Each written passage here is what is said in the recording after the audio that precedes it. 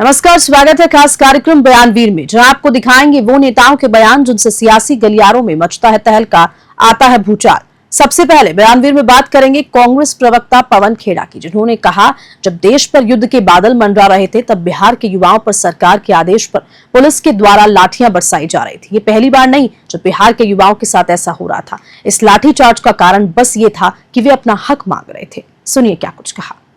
साथियों, पिछले हफ्ते जब पूरे देश पर युद्ध के बादल मंडरा रहे थे, बिहार के नौजवान पर बिहार की पुलिस द्वारा बिहार सरकार के आदेश पर लाठियां बरसाई जा रही थी। और ये पहली बार नहीं हो रहा, कोई नई बात नहीं। हर हफ्ते लगभग बिहार के नौजवानों को इस तरह की लाठियां खानी पड़ रही। कारण कि वो अपनी हक की आवाज उठा रहे हैं, अपनी मांगे। इस बार क्या मांग थी? उनकी मांग थी कि सप्लीमेंट्री एग्जाम के रिजल्ट घोषित किए जाएं। उस पर उन पर लाठी बरसाई गई। बिहार का जो शिक्षा का इंफ्रास्ट्रक्चर है वो जीर्ण शीर्ण अवस्था में, जो बंदरबाट की जा रही है भाजपा और जेडीयू की सरकार में, उसका नतीजा यह है कि बिहार के नौजवान को देश विदेश में पलायन करना पड़ता है।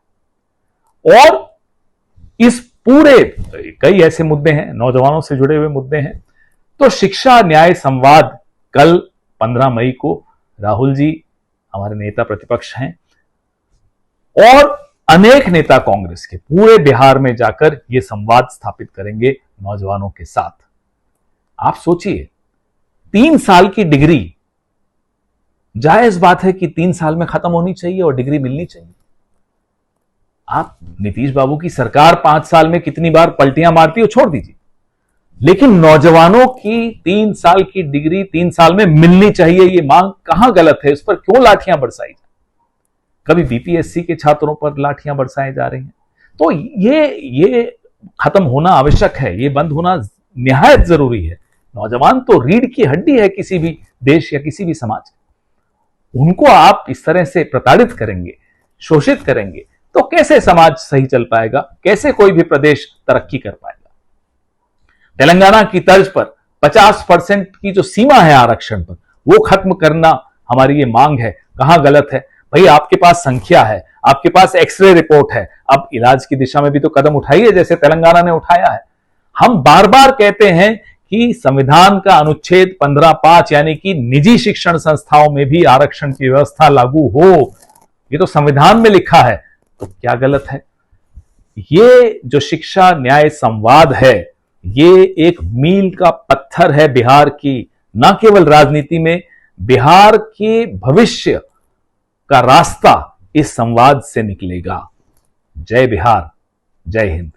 अब बयानवीर में बात करेंगे कांग्रेस नेता राहुल गांधी की, जिन्होंने कहा बिहार में एनडीए की डबल इंजन सरकार धोखेबाज है। सुनिए। मैं एससी एसटी अति पिछड़ा हॉस्टल्स में जाने की कोशिश कर रहा था, आपसे बात करने की कोशिश कर रहा था, और यहाँ पे सरकार ने रोक रखा है। ये देखिए सामने क्या तमाशा हो रहा है।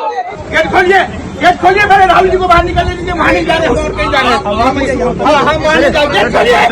हिंदुस्तान में लोकतंत्र नहीं है, सरकार मुझे अंदर नहीं जाने दे रही है। मैं सिर्फ 3 सवाल पूछ रहा हूँ।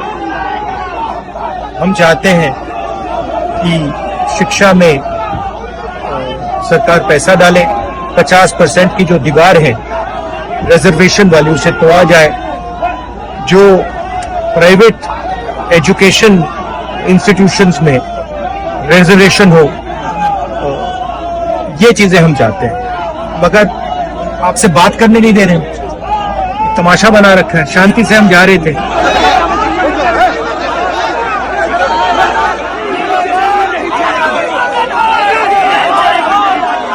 चाहते हैं कि मैं आपसे ना मिलूं, आपकी जो मांगे हैं वो ना उठाऊं, मगर रोका नहीं जा सकता। और इसी बयान के साथ खास कार्यक्रम में इतना ही। नमस्कार।